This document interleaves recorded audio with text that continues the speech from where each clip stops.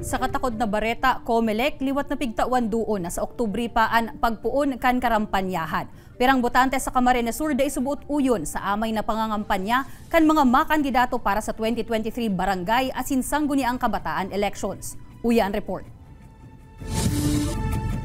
Sa Sabado, Setyembre 2, matatapos na ang pag-akseptar kan Comelec nin Certificate of Candidacy kan mga maut magdalagan sa 2023 barangay asin sangguniang kabataan elections. Makalihis ang COC filing ang mga makandidato. Mahalat na sanaman kan pagpuon kan sa indang campaign period na madurar poon Oktubre 19 hasta 28. Para sa pirang mga botante sa Camarines Sur, dakulang ekes subuot para sa indaan mga makandidato na ngunyan pa sana, naglilibot o sige ng pabisto, mantang di paman karampanyahan. Demo na demo sinang para erero, tapos pangalan mo na sinda. Kumbaga may tamang oras? Iya, may tamang oras. Oktubre pa bagang ang kampanya kang barangay eleksyon. O dapat pa, magsunod man sinda duman sa yung kanleta. Dipisil man po yan na sinda na nagaano kan ninda.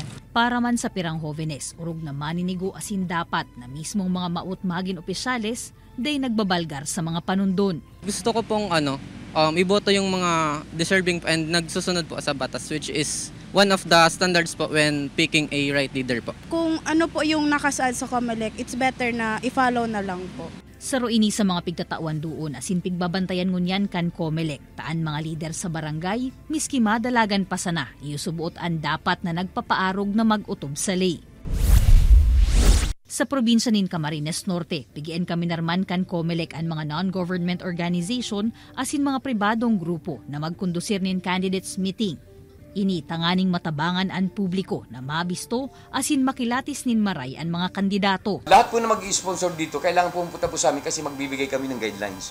So through that, ay inaalamin po namin kung saan sila affiliated or ano bang nila. Meron ba silang baka magkaroon nga ng bias na iyon iniiwasan natin. En kaso man na mayo nin mag-sponsor na NGO.